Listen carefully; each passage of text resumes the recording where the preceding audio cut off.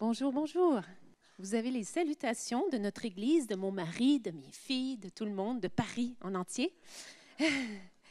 Alors, c'est toujours une joie, c'est ce que je disais ce matin, de venir ici parce qu'on a l'impression de venir à la maison. On connaît Patrice, Rose, Dan, Alice depuis un bon bout de temps. Et puis, ça fait toujours du bien de revenir ici. C'est beau de voir ce que Dieu fait aussi dans cette région. C'est extraordinaire. Alors, si vous me permettez, juste avant qu'on puisse plonger dans le message ensemble, on va juste regarder, je vais juste vous faire une petite pub, une petite annonce publicitaire.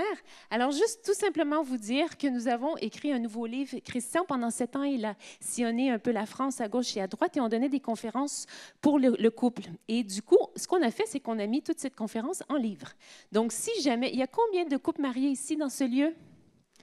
OK, il y en a combien qui vont se marier?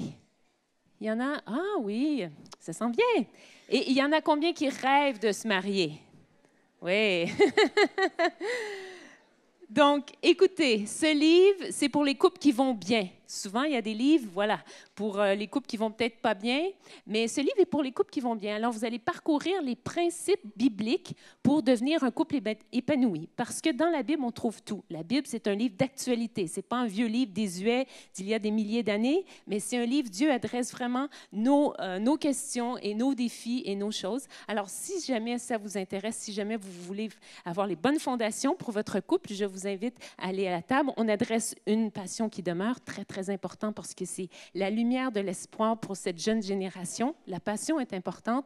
Aussi, des rôles bien établis, ce qui garde un couple en santé. Aussi, comment communiquer quand ça va, mais quand ça ne va pas. Parce que des fois, ça ne va pas. Il y a des gens qui disent, oui, mais moi, mon mariage, il vient du ciel. Bien, dans le ciel, il n'y a pas que le soleil et les nuages, il y a aussi l'éclair et le tonnerre. Donc, on a besoin d'apprendre à communiquer. Et aussi, il y a un dernier chapitre qui est celui sur mon conjoint n'est pas chrétien, parce que c'est une réalité aussi. Alors voilà, si ça peut vous encourager, il y a 2 autres livres aussi sur la prière. Et puis, ce n'est pas des livres que nous avons écrits, mais que nous avons fait traduire, qui est un justement des auteurs préférés de mon mari. Et je vous avoue que ce livre, ça fait 24 ans qu'il est sur notre table de chevet. Et moi, j'y retourne régulièrement. Donc, si vous voulez être propulsé, vitalisé, vitaminé pour aller plus loin dans votre vie de prière, dans votre communion avec Dieu, je vous encourage tout simplement de vous le procurer. J'ai fini. Voilà, la pause publicitaire. Alors, bonne fête, oui, des mères. Et je veux aussi souligner l'importance, bonne fête à toutes les mamans célibataires aussi. J'ai toujours un cœur, un petit penchant pour les mères célibataires parce que, comme ce que je disais au premier culte, ma mère m'a eu fille-mère. Et alors, je remercie toujours, vraiment, je la remercie, je remercie Dieu de lui avoir donné le courage de m'avoir gardée et de m'avoir donné, transmis tout ce qu'elle pouvait du mieux qu'elle le pouvait. Alors, vous êtes précieuse pour Dieu et vous n'êtes pas seule. Très important que vous puissiez le savoir. Amen.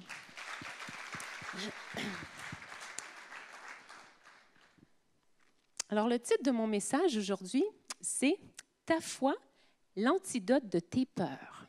Ta foi, l'antidote de tes peurs. Nous allons parler des peurs aujourd'hui.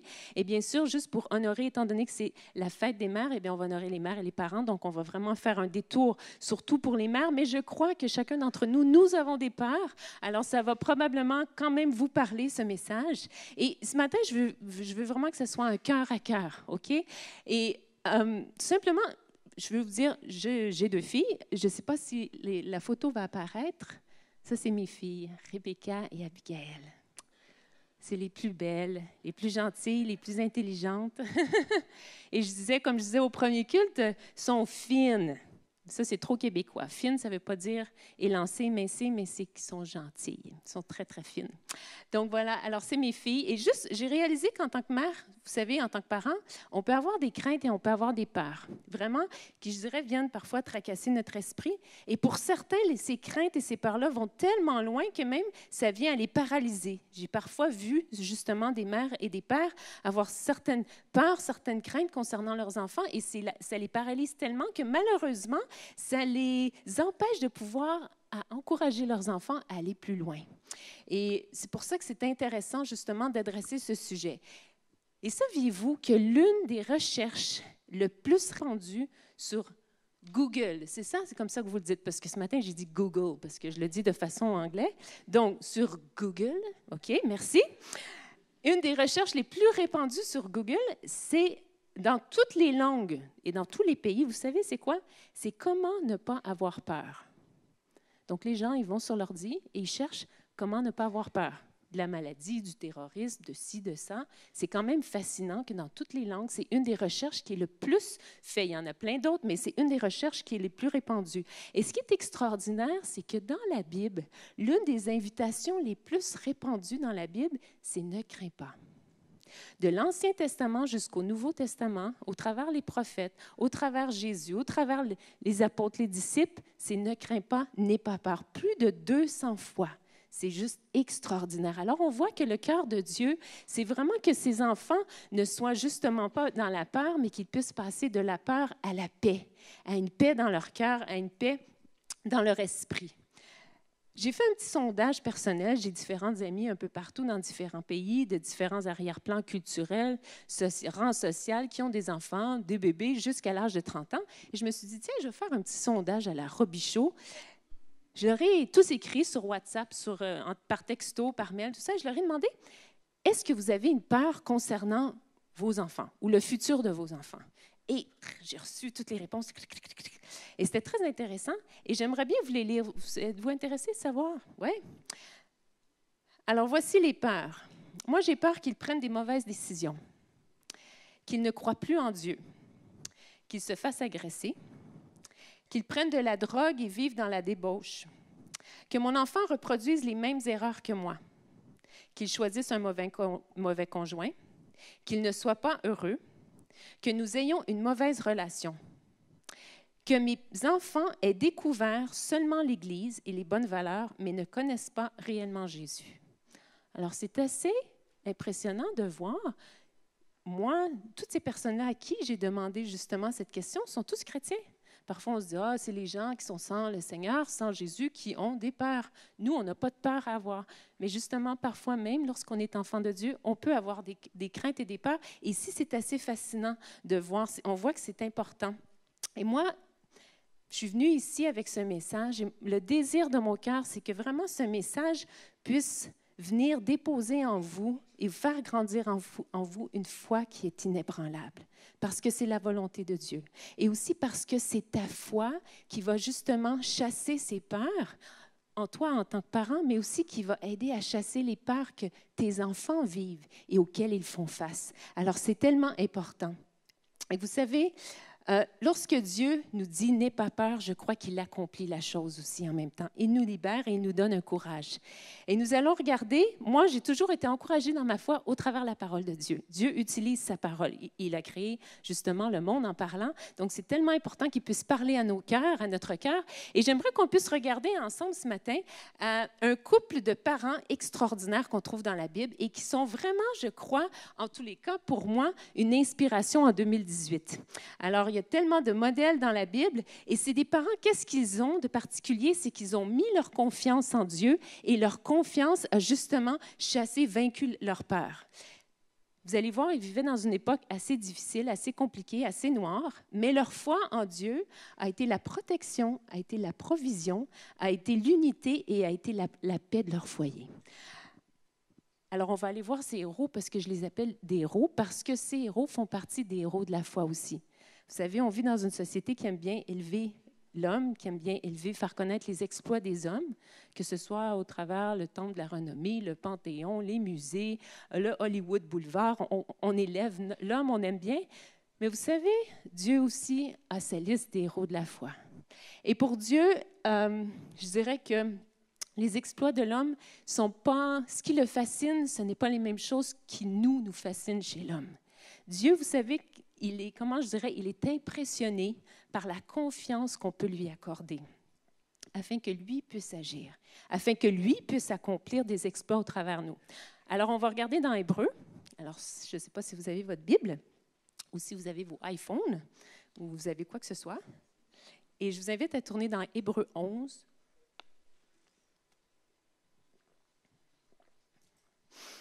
Hébreu 11, 23, qui va apparaître à l'écran. Il est écrit ceci, « Par la foi, Moïse, après sa naissance, fut caché 3 mois, durant par ses parents, car Ils avaient vu la beauté de leur enfant et ils ne craignirent pas le décret du roi. Ça ne semble pas si extraordinaire que ça. Hein? Ils ont eu un bébé, ils l'ont caché pendant 3 mois, ils ont dit « Wow, il est beau notre bébé », et puis ils n'ont pas eu peur du roi.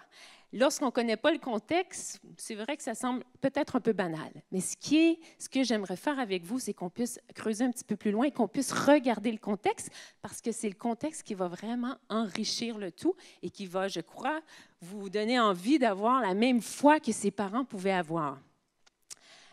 Alors, on est dans une époque où le peuple d'Israël est dans l'esclavage depuis 400 ans. Ils sont en Égypte, et puis il y a Pharaon qui est là, et le peuple, malgré l'esclavage, est en pleine prolifération. Ils se multiplient, deviennent très nombreux, et Pharaon n'aime pas trop ça. Donc le Pharaon a un plan, le roi a un plan, il se dit, OK, il va voir les sages-femmes du pays, et il leur dit, à chaque fois qu'il y a une femme, justement, hébreu qui va accoucher, vous regardez le sexe de l'enfant. Si vous voyez que c'est un garçon, vous le faites mourir. Si vous voyez que c'est une fille, vous la laissez vivre. Merci, mon Dieu, les sages-femmes ont vraiment été sages. Elles n'ont pas fait ce que Pharaon a demandé. Elles n'ont pas fait ce que le roi a demandé. Donc, Pharaon a eu un autre plan. Il s'est dit, OK, ça n'a pas fonctionné, je vais me tourner vers mon peuple à moi, vers les Égyptiens. Et Pharaon va dire ceci, Pharaon ordonnera à tout son peuple, tout garçon nouveau-né, jetez-le au fleuve, et toute fille, laissez-la vivre. Donc, êtes-vous d'accord avec moi que Moïse, il naît dans un temps qui est quand même assez hostile, dans un moment qui est assez difficile? Sa famille fait partie d'une petite région qui s'appelle Goshen, qui est juste à côté de la grande métropole de l'Égypte, qui s'appelle Memphis, là où on trouve justement le règne et la cour de Pharaon. Et son père, c'est un Juif, donc il est contraint, bien sûr, aux travaux difficiles. Donc, je ne sais pas comment c'était l'atmosphère à la maison, mais probablement que parfois il devait rentrer épuisé, fatigué, il a trop travaillé. Probablement que parfois, peut-être, il avait même été fouetté sous la chaleur torride de la journée du soleil. Peut-être que sa femme devait panser ses plaies. Je ne sais pas c'était comment. Et même peut-être que le père de Moïse avait parfois certaines questions. Peut-être qu'il remettait en question justement, l'existence de Dieu, et deux, même la miséricorde de Dieu. Si on est le peuple de Dieu, s'il existe vraiment, pourquoi est-ce qu'on vit tout ça? Vous voyez? Donc, peut-être qu'il avait ces questions-là, mais une chose que la Bible nous dit, c'est que ses parents avaient mis leur confiance en Dieu. C'étaient des gens de foi. Et dans cette maison, il y avait aussi son épouse, dont le nom veut dire la gloire de Dieu. Il y avait sa sœur, qui était une adolescente entre 14 et 15 ans, Myriam, et il y avait aussi Aaron, son frère, 3 ans, qui était tout petit. Donc, Moïse est né dans un moment où l'édit du roi demande à ce que tous les mâles nouveau-nés puissent être jetés au fleuve. Et généralement, la naissance d'un enfant, c'est une bonne nouvelle. C'est « wow », surtout pour les Juifs, surtout lorsque c'est un fils. Mais là, au lieu de procurer justement une grande joie, ça devient surtout un sujet de crainte, un sujet d'anxiété. Et la pensée était ceci pour une femme: je porte un enfant, je vais le mettre au monde pour qu'il soit jeté dans le fleuve, pour qu'il soit tué. Et en plus, à cette époque-là, vous savez, le peuple d'Israël était loin de Dieu. La plupart d'entre eux avaient délaissé les choses de Dieu. Il n'y en avait pas beaucoup encore qui craignaient et qui suivaient Dieu. Ils avaient adopté beaucoup les idoles de l'époque des Juifs, pas des Juifs, mais des Égyptiens, des idoles qui peuvent toucher, qui peuvent voir. Ça devenait plus concret, c'était plus facile pour eux. Alors, vraiment, la famille de Moïse est un petit peu comme à part, peut-être. Et il n'y en a peut-être pas beaucoup qui sont comme eux, mais ils sont là et ils continuent. Et là, il y a 2 choses qui m'interpellent, moi, dans la phrase qu'on a lue. C'est tout simple. 2 choses concernant leur foi. C'est-à-dire qu'ils ont une foi qui donne un regard favorable à l'intérieur de leur maison et une foi qui procure une confiance inébranlable à l'extérieur. Je m'explique. Le premier, la foi qui porte un regard favorable. Il est écrit car ils avaient vu la beauté de leur enfant, n'est-ce pas? Et il y a quelque chose qui est important, très, très, très, très important. C'est important de pouvoir trouver nos enfants beaux. C'est simple. Et vous allez me dire, bien, de toute façon, parce qu'ici, le terme beau, c'est d'avoir un regard favorable. Donc, c'est simple quand tout va bien, quand la vie est belle. Mais c'est autre chose quand c'est difficile. C'est autre chose quand il y a des défis. C'est autre chose quand il y a de la difficulté qui nous entoure, quand il y a peut-être de l'hostilité, quand il y a de la noirceur, quand il y a des épreuves.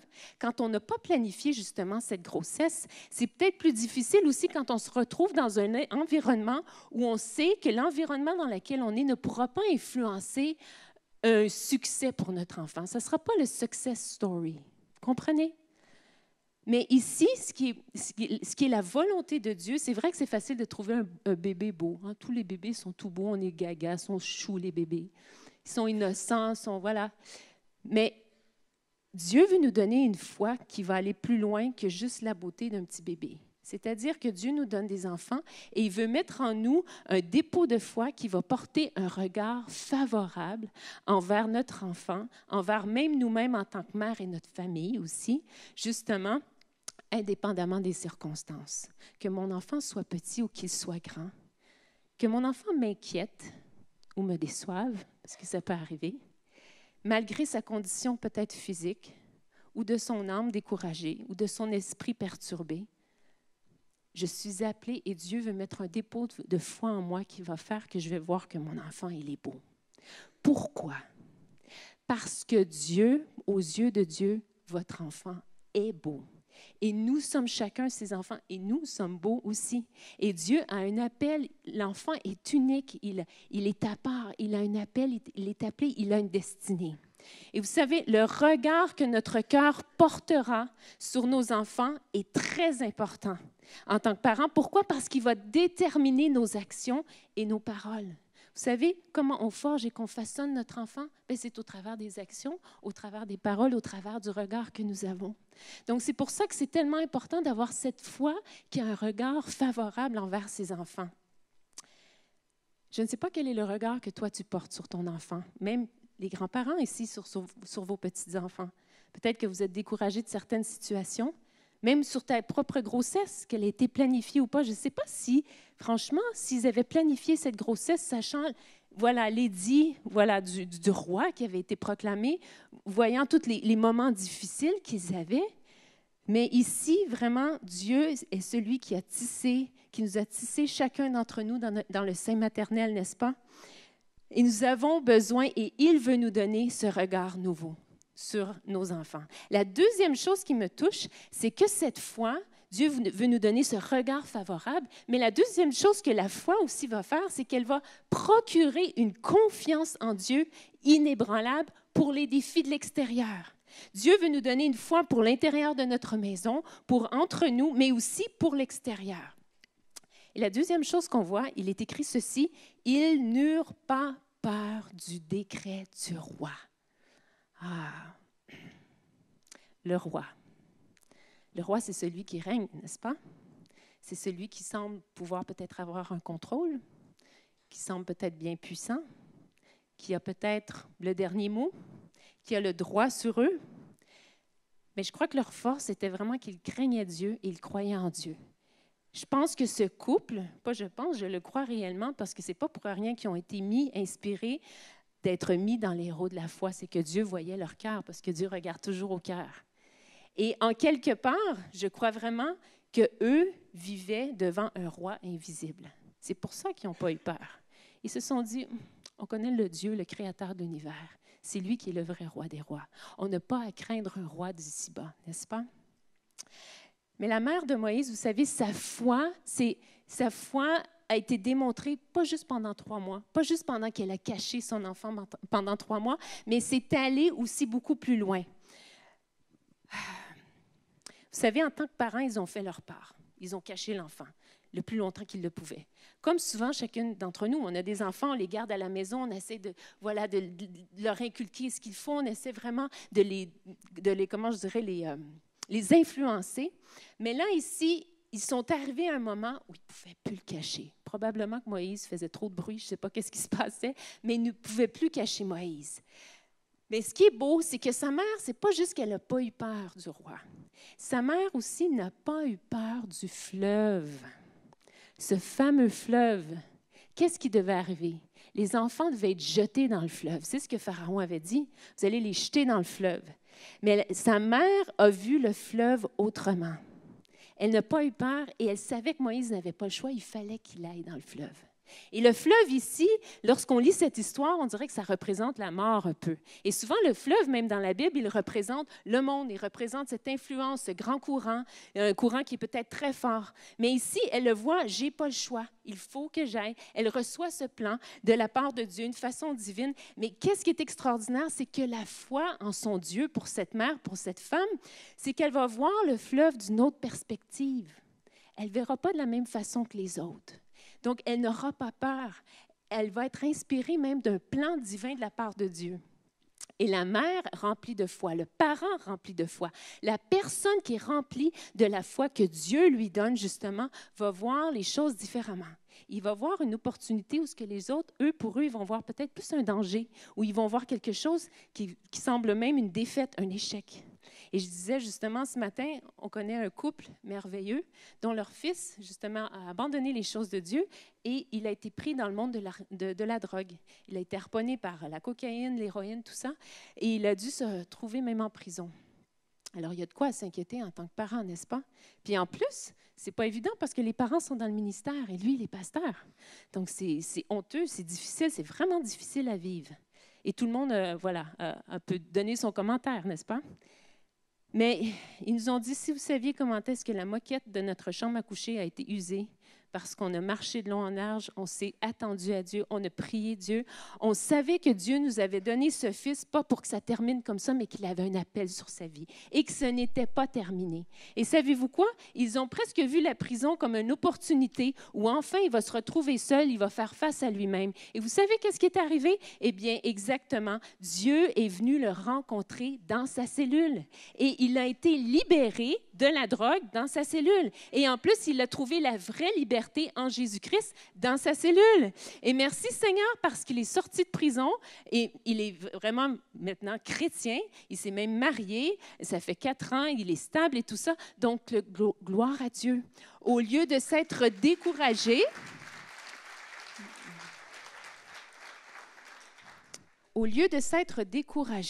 et de dire, ah, ça va de pire en pire.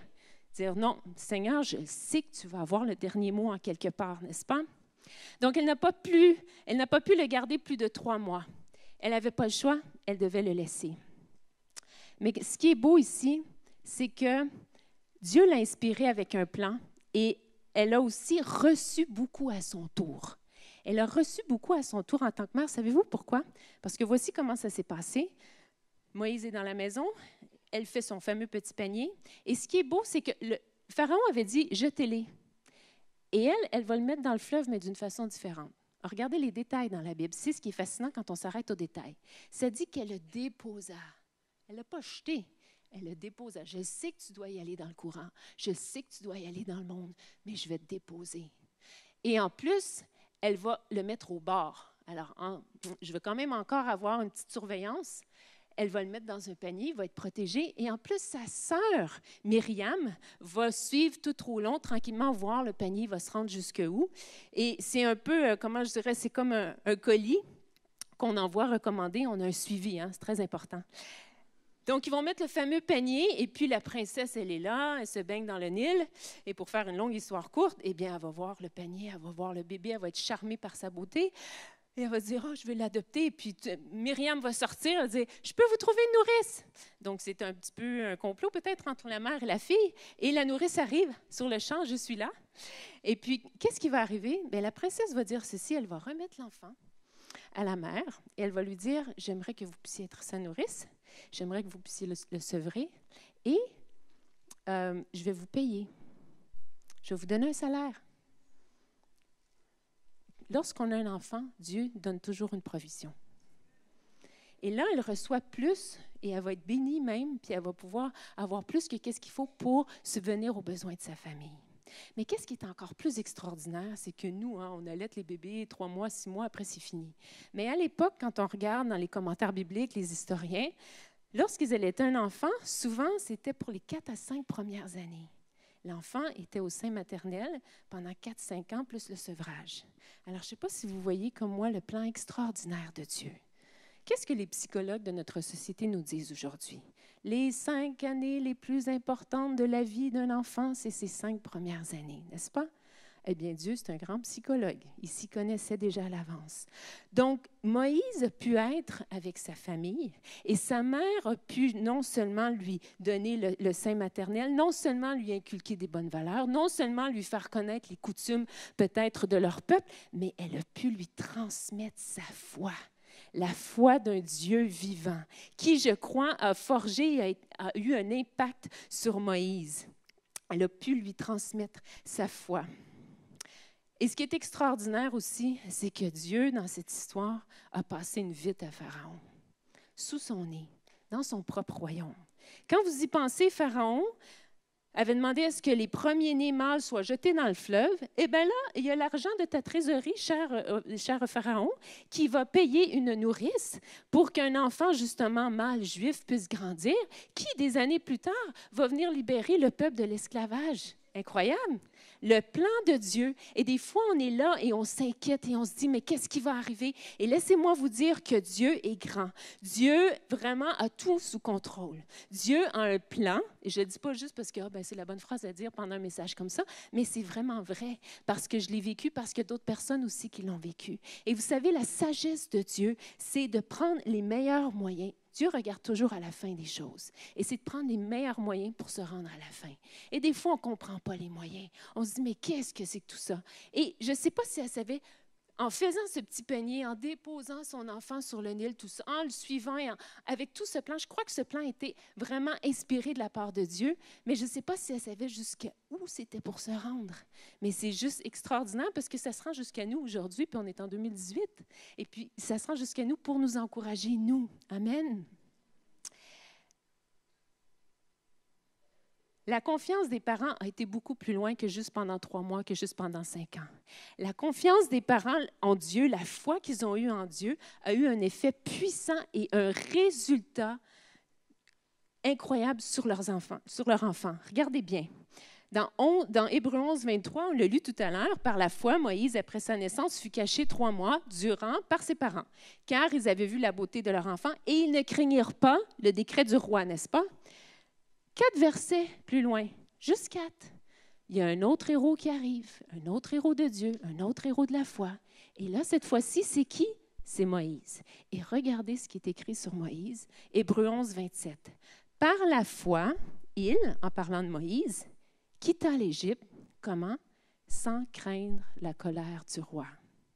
En homme qui voit celui qui est invisible, il t'enferme. Wow! Vous n'êtes pas plus excité que ça? Moi, quand j'ai vu ça, j'ai sauté au plafond. J'ai fait « Wow, c'est extraordinaire! » Voyez-vous le lien? Vous savez, vos enfants, ils ont votre ADN, mais spirituellement, dans le royaume de Dieu, il y a des principes, il y a des lois. Et moi, je crois que sans parfois toujours, peut-être qu'on ne connaît pas toutes les lois de Dieu, on ne connaît pas toutes les façons qu'il fait, mais je crois qu'il y a un ADN spirituel aussi qui est transmis. Les parents, ils n'ont pas eu peur du roi. Et qu'est-ce qui prend place? Moïse a cette même foi et il n'a pas peur du roi. Et c'est quoi sa force? C'est qu'il se tient comme un homme devant un Dieu qui est invisible, mais comme s'il le voit. C'est ça sa forme et sa force. Et qu'est-ce qui arrive? Il se tient ferme. Et c'est ça la clé. C'est ça la clé pour nos enfants, pour qu'ils puissent justement tenir ferme à leur tour. Dans mon petit sondage que j'ai demandé aux parents, la plupart par la suite, par exemple, m'ont écrit « J'ai peur de ci, blablabla, mais je sais que si mon enfant a cette relation avec Dieu, il sera protégé de ça. » Ou « Je suis tellement reconnaissante parce que je sais que mon enfant a vraiment rencontré Jésus, donc ça ne va pas se réaliser. Mes peurs ne vont pas se réaliser. » La plupart des parents faisaient justement le lien, l'importance de connaître Jésus. Vous savez ce qui est inspirant dans cette histoire? C'est que cette femme a eu 3 enfants. Et elle a eu 3 enfants dans un contexte difficile, politiquement, économiquement, à tous les niveaux. Et elle a eu des enfants dans un contexte où ce qu'on peut se dire, hey, on comprend s'ils ne croient pas en Dieu, s'ils ne mettent pas leur confiance en Dieu, avec tout ce qu'ils vivent. Mais ils craignaient Dieu, ils aimaient Dieu, ils suivaient Dieu. Et je ne sais pas si vous avez réalisé, mais leurs 3 enfants sont rentrés dans leur appel, dans leur destinée. Moïse est devenu le libérateur. Aaron, son frère, a fait un ministère avec lui-même. Il était la voix de Moïse. Lui aussi, il proclamait. Et Myriam, c'était la Danette Lutaine de l'adoration. Parce qu'elle louait. Elle faisait partie, c'était elle aussi qui était juste dans la louange. Elle avait été élevée comme ça. Donc, c'est juste extraordinaire. C'est un succès familial. C'est ça le vrai succès. Le vrai succès, ce n'est pas nécessairement que nos enfants aient 14 diplômes, un bac plus 34.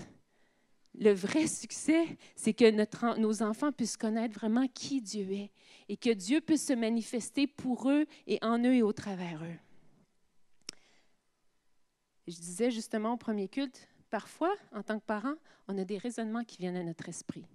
On a des pensées qui viennent. Et je ne sais pas si vous avez eu parfois les mêmes pensées, mais je vais vous les dire. Des pensées qui, dans le fond, sont des mensonges. Mais c'est tellement important de ne pas croire à ces mensonges parce que ça peut nous influencer sur comment on voit nos enfants, comment on prie pour nos enfants, comment on parle à nos enfants.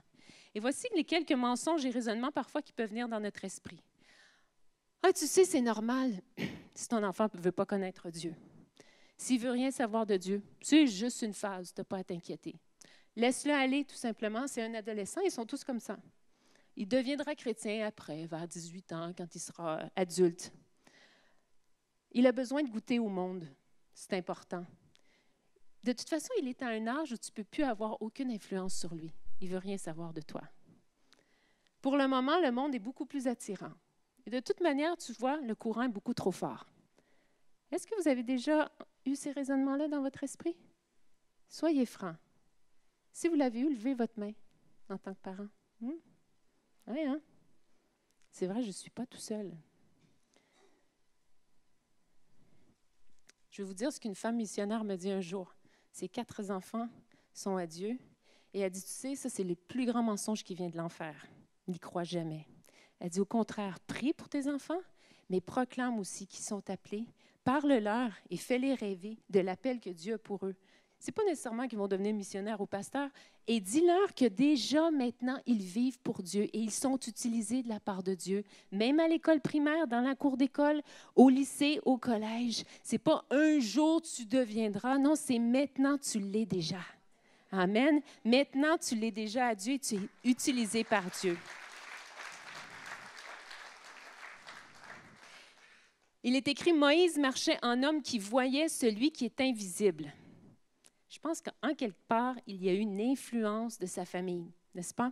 Il a dû entendre des choses de la part de ses parents, il a dû voir des choses de la part de ses parents. Et j'aimerais juste vous poser cette question, qui est une question tellement simple, mais que moi je me suis posée, mais je crois que cette question peut emmener une grande différence au sein de votre foyer, au sein de votre couple, au sein de votre famille et au sein de votre vie tout simplement. Vivez-vous en tant que personne, en tant que mère, en tant que père, comme quelqu'un qui voit celui qui est invisible? Vivez-vous comme quelqu'un qui croit en celui qui est invisible, qui rencontre celui qui est invisible? Pas juste à l'église, qu'il rencontre à la maison, qui s'attend aussi à celui qui est invisible. En un mot, est-ce que Jésus est un des membres de votre famille? La bouche parle de l'abondance du cœur. Et arrêtez-vous et dites-vous, à quoi est-ce que je pense le plus souvent et de quoi est-ce que je parle le plus souvent? On a vécu une petite histoire avec notre fille Rebecca. Vous savez, Christian a été pasteur de jeunesse pendant plusieurs années à Nouvelle Vie. On a vécu des choses extraordinaires. Dieu a vraiment mis sa grâce sur ce ministère-là.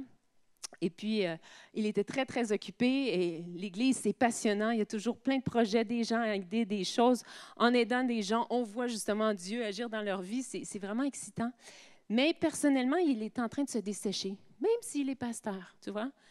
Et je me souviens, à un moment donné, il me disait, « Je veux vivre ce que je lis dans la parole. » Je vois ces hommes de Dieu qui rencontrent Dieu face à face et tout. Il se disait, « Je veux vivre ça, tu vois. » Et par la grâce de Dieu, il s'est mis à vivre un réveil personnel avec Dieu. Et c'est drôle parce que tous les matins, il allait au sous-sol. On avait un sous-sol à l'époque. Tu te souviens, Patrice avait peint toutes les portes. Le festival des portes, il y avait beaucoup de portes. Et puis il allait au sous-sol. Puis là, bien, il avait des moments extraordinaires avec Dieu. Des fois, il sortait en larmes, des fois, il était juste rempli de joie. Et puis, il montait, il venait à l'étage. Moi, je déjeunais avec Rebecca et tout ça. Puis, il me racontait, tu sais pas qu'est-ce que le Seigneur m'a montré? Tu sais ce que Jésus a fait? Tu sais ce que Jésus a dit? Tu sais ce que Jésus il m'a dit? Tu sais ce que Paul il raconte? Et Paul ci, et Paul ça, et blablabla. Et après 2 semaines, 3 semaines, après un bout de temps, Rebecca, elle était toujours en silence, puis elle écoutait parler, elle nous voyait parler.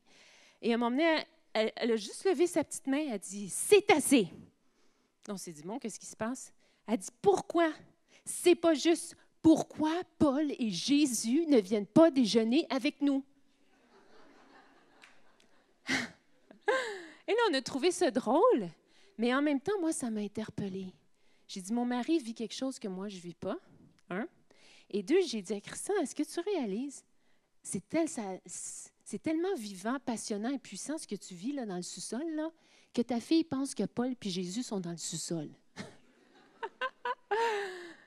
Et à partir de ce moment-là, je dois dire que Jésus est vraiment plus devenu le 5e membre de notre famille.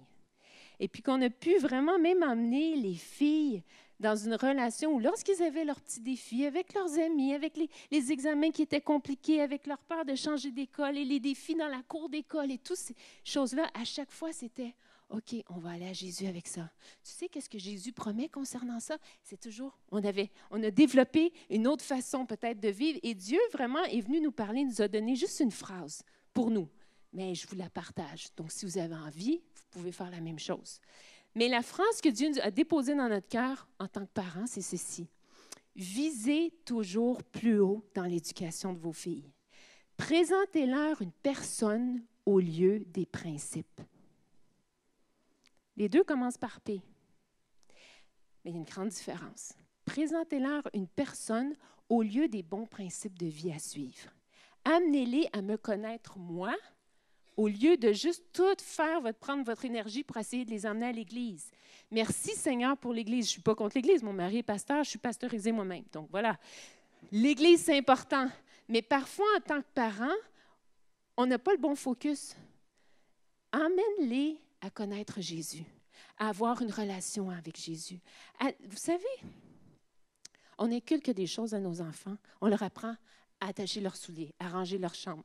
Puis là, on les surveille. Range ta chambre. Puis on est vraiment... Mais est-ce qu'on veille aussi sur leur communion avec Dieu? C'est une question que je vous pose. Est-ce qu'on leur apprend comment rentrer dans la présence de Dieu? Est-ce qu'on leur explique pourquoi ce n'est pas toujours évident? Des fois, c'est même difficile, puis on n'a pas envie de rentrer dans la présence de Dieu. Toutes ces petites choses-là, des choses toutes simples.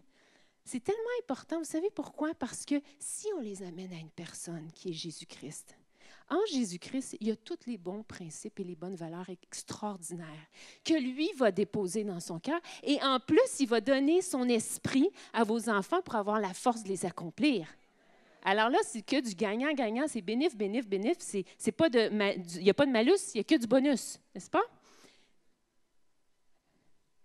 En mettant Jésus au centre, en veillant à ce qu'il développe une communion d'amitié profonde avec Jésus, en se sachant aimer de lui, automatiquement, les principes vont suivre.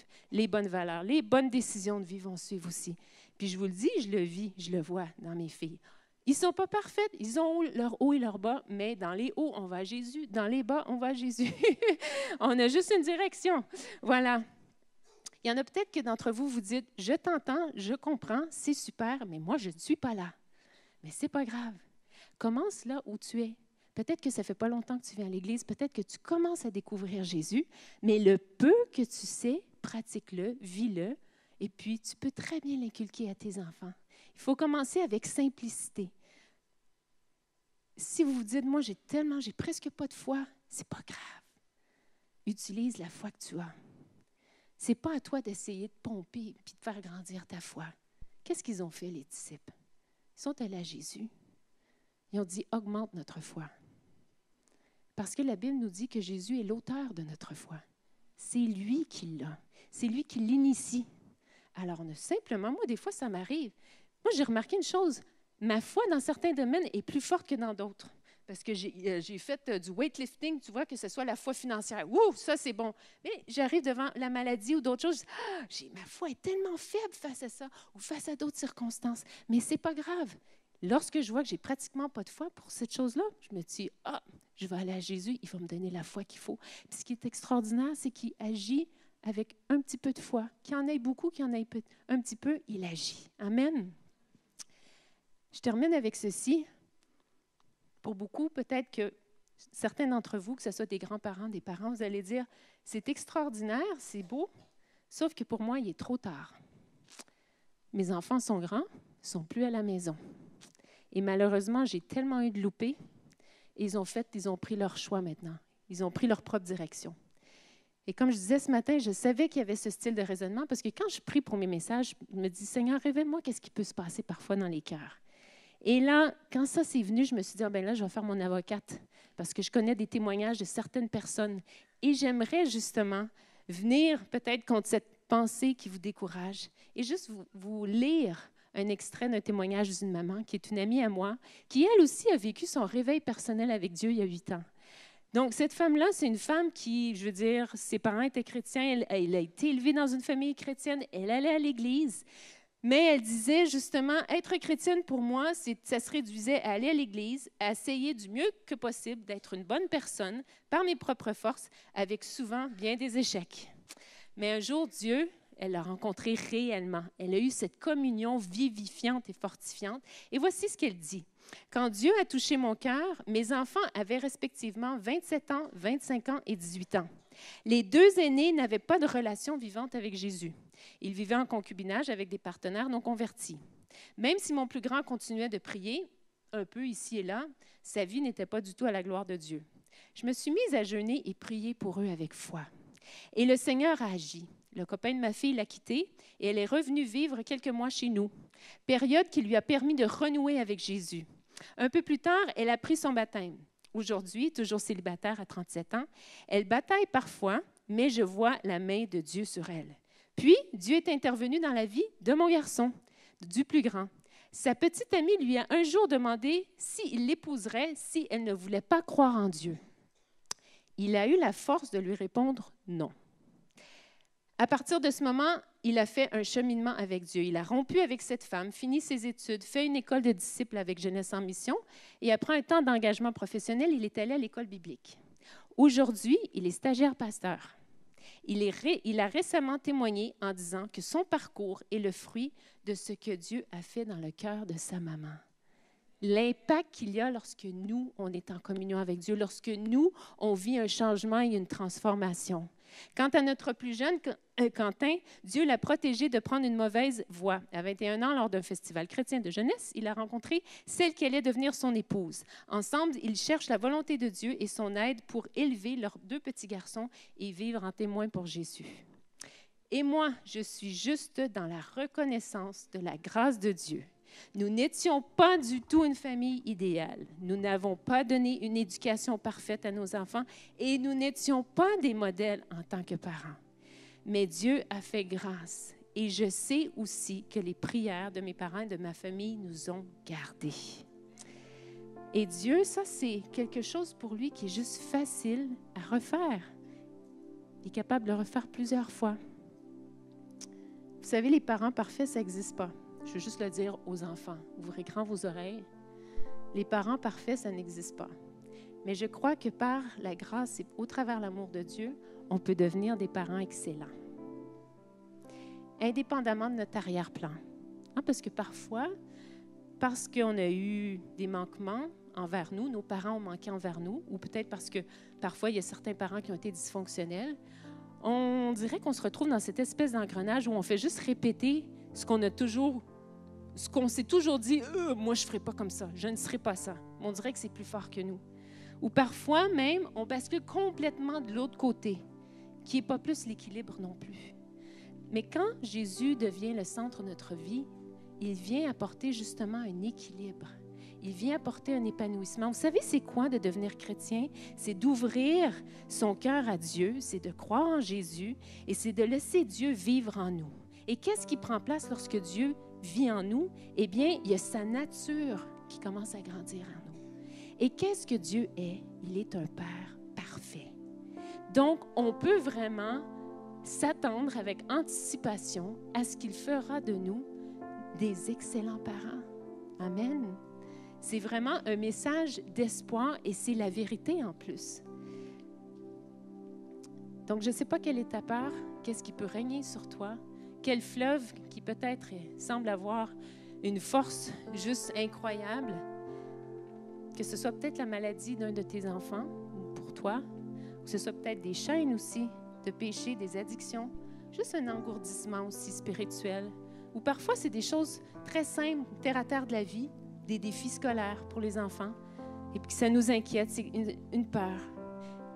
Moi, je suis venue ici, Dieu m'a permis de venir ici, Dieu m'a permis de vivre mes échecs, justement pour vous encourager et pour vous dire qu'il veut faire de vous un homme et une femme de Dieu. Vous êtes un homme et une femme de Dieu. Si vous le cherchez, vous êtes un homme et une femme de Dieu. C'est juste ça, être un homme et une femme de Dieu. C'est quelqu'un qui cherche Dieu, tout simplement. Et vous êtes appelés à être un homme et une femme de foi, un père et une mère de la foi.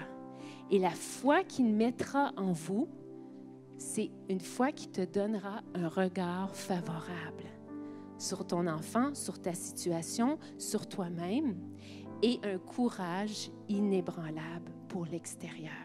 Amen. J'aimerais qu'on puisse se lever ensemble, puisqu'on va chanter un chant à Dieu. On va le chanter comme une prière, qu'on puisse le chanter de tout notre cœur. Mais avant de le chanter, j'aimerais qu'on puisse prendre un temps de prière.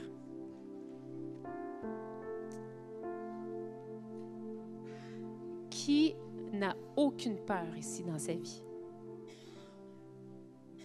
Donc, ça veut dire qu'on a tous besoin de prière. Personne ne lève la main. On a tous certaines craintes et certaines peurs. Ma fille me disait, je le partageais à Roselyne, qu'à un moment donné, elle est venue me voir à l'âge de 10-11 ans.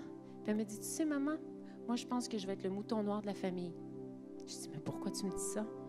Elle dit, je sais pas. Elle dit, je pense que je vais vous décevoir, puis je n'arriverai pas à suivre Jésus. C'est incroyable les raisonnements parfois qui peuvent rentrer dans l'esprit de nos enfants. Je lui ai dit, jamais. J'ai dit, c'est pas à toi d'essayer de suivre Jésus. J'ai dit, Jésus te tient. Et au contraire, tu sais quoi? Tu vas être une femme de Dieu et tu es appelée et déjà Dieu t'utilise. Et c'est comme si ses yeux se sont illuminés. Il faut parler la vérité à nos enfants. Il faut les faire parler aussi parce qu'il y a tellement de choses qui cogitent ici. Et parfois, l'ennemi, lui, s'il peut avoir accès, il rentre 1000 à l'heure. Alors, on va prier ensemble. On va donner nos peurs et nos craintes à Dieu. Amen. Parce que Dieu, il est celui qui dit plus de 200 fois, n'aie pas peur, ne crains pas. Amen. Alléluia, Jésus. Vous pouvez élever vos voix et vous savez quoi? Nommez ce qui est cette crainte dans votre vie. Nommez-le et donnez-le à Dieu. Et demandez à Dieu, quelle est ta pensée, Seigneur? Et Seigneur, cette semaine, dirige-moi dans ta parole pour m'équiper face à cette peur. Dieu est tellement précis, il va le faire. Parce que pour chaque peur, pour chaque crainte, il a une parole qu'il veut vous donner. Alléluia, Jésus. Alléluia, Seigneur.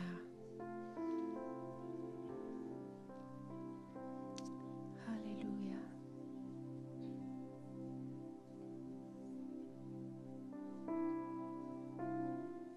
Alléluia, Jésus.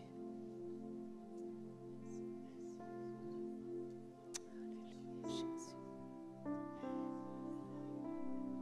Oh, Seigneur Jésus. Oui, Seigneur éternel. Seigneur, on vient devant toi, Seigneur, en toute simplicité. On vient devant toi tel que nous sommes, Seigneur Jésus.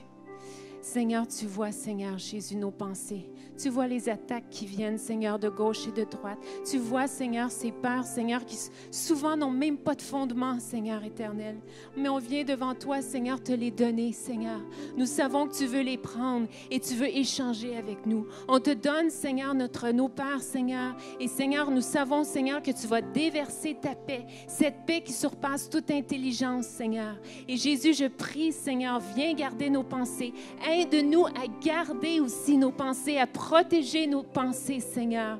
Alléluia. Seigneur, merci, Seigneur, ce simple message. Seigneur, on ne veut pas juste, Seigneur, que ça ait été une bonne information, une information de plus pour nous, mais on veut, Seigneur, que ça devienne, Seigneur, une transformation. Nous voulons vivre ce qu'on a entendu ce matin. Nous voulons que tu nous gardes sur ce chemin de foi. Nous voulons avoir ce regard favorable, Seigneur, sur ce qui nous entoure, sur notre vie, sur les impossibilités. Nous voulons, Seigneur Jésus, avoir cette foi, Seigneur, qui nous donne un courage, Seigneur éternel. Alléluia. Nous voulons déclarer, Seigneur, que tu as le dernier mot, Seigneur. Nous nous attendons à toi. Et Seigneur, c'est toi qui vas nous faire tenir ferme. Et tu vas faire que nos enfants vont se tenir fermes parce qu'ils ont un appel, parce qu'ils sont précieux pour toi, Jésus.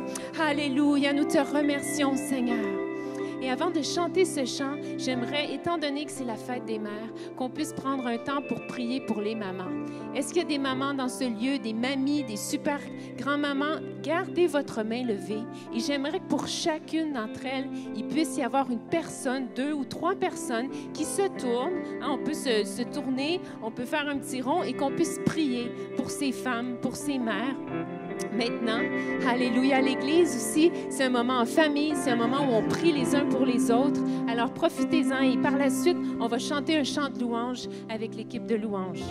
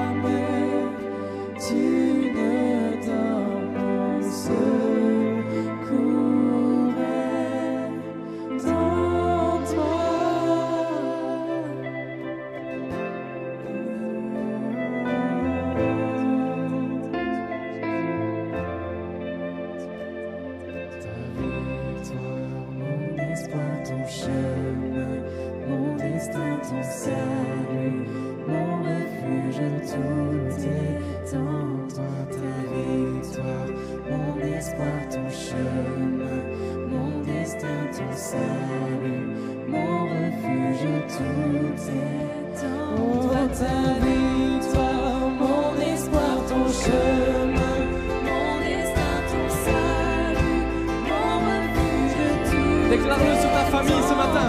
Ta victoire, mon espoir, ton chemin, mon destin, ton salut, mon refuge, tout est en toi. Ta victoire, mon espoir, ton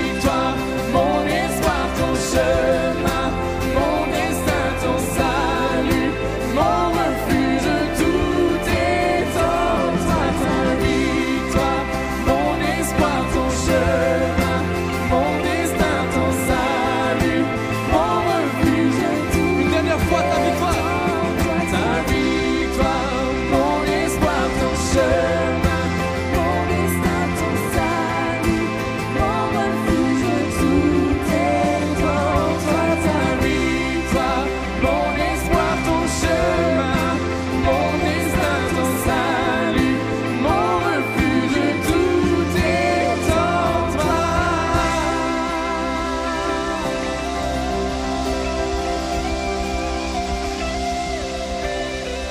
Alléluia. Est-ce qu'on peut applaudir encore plus fort le roi des rois? Combien croient que notre refuge est en Dieu? Il est celui qui garde notre départ et notre arrivée dès maintenant et à jamais. Alors que tous ceux qui ont fait de l'Éternel le refuge applaudissent celui qui est notre forteresse et notre haute retraite.